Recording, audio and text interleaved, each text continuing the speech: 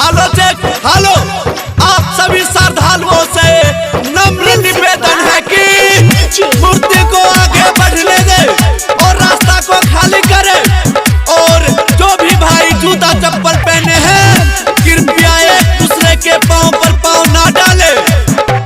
हम मैया सरस्वती के जयकारा लगा सब शान में डीजे चालू कर आवाज जाय के चाही कान में भसानु में रे भसानु में सब कोई नाच रे भसानु में सब कोई नाच रे भसानु में। साल भर पर आती है विद्या देकर जाती है सब कोई नाच रे भसानु में ऐ भसानु में सब कोई रे नाच भसानु में ऐ भसानु में सब कोई नाच रे भसानु में। बस से सूचना कि आपस में धक्का मुक्की ना करे रे लड़का का धक्का कर रहे जरा सब कोई नाच रे भसानु में। हाँ डीजे के टोली ओकरा तू बोलही धीरे धीरे बढ़ा रे लोके लाल गुलाल तू सबके मुंह में आई लगा रे। भसान में ऐ भसान में सब कोई नाच रे भसान में ऐ भसान में सब ठुमका लगावे भसान में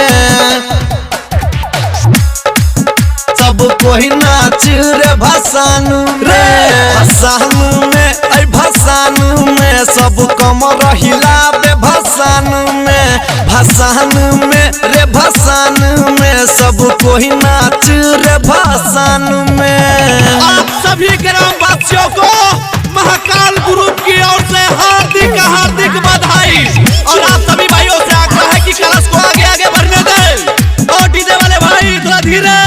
हेरे अमोदल बेला के गहना जल्दी लगा रे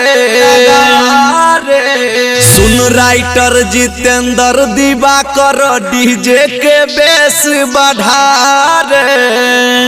भसान में रे भसान में सब कोई नाच रे भसान में ऐ भसान में सब ठुमका लगावे भसान में। अरे बाबू अरे तनी हमरो ठुमका लगावे दे भसान में ऐ भसान में सब ठुमका लगावे भसान में रे भसान में सब कमर हिलावे